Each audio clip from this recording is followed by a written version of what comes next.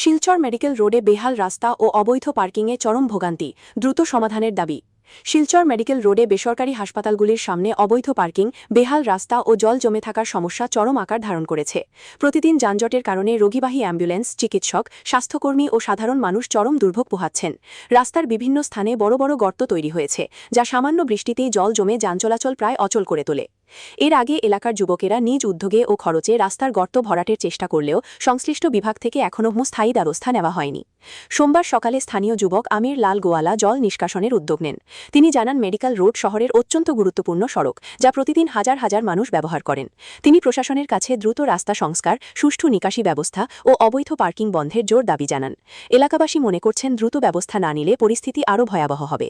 Silchar medical রোডটা যেটা মানে হাজার হাজার রুগী ডেলি আসা যাওয়া করে, হ্যাঁ।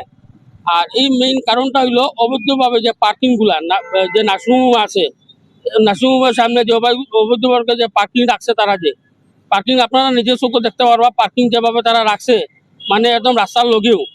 তারপর হইলো গর্ত, এই যে গ্রেজুয়ালটা সারিয়েও একটু আগে যে গর্তটা আছে, বড় বড় গর্ত। আজকে সকাল যে সময় মর্নিং ওয়াকও বাড়ুছিলাম, তা দেখি রাস্তার উপরে জল হয়ে গেছে।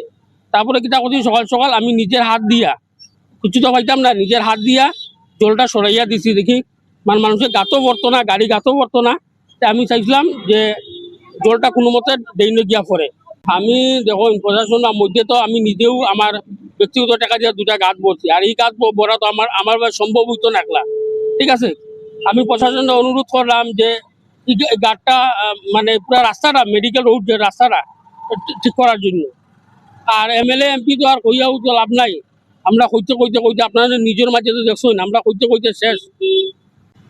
নিজেরও তো আমরা নিজে যে ঘর থেকে বার হইতাম, মানে এক ঘন্টা না, 2 ঘন্টা না, 3 ঘন্টা না, 4 ঘন্টা থেকে 5 ঘন্টা জাম থাকেও থাকে ডেইলি প্রত্যেক দিন। পেশেন্ট তো আর কইয়া লাভ নেই, পেশেন্ট বাঁচবনি না মরবনি মেডিকেল যাওয়ার সময় একমাত্র পেশেন্টটা করতে পারবো। কমসে কম তো 300-400 অ্যাম্বুলেন্স লাইনেও চলে ডেলি। ট্রাফিক জাম তো মানে কিতা কইতাম আপনারা নিজস্ব কখন দেখলেন না ট্রাফিক জাম আছে না না।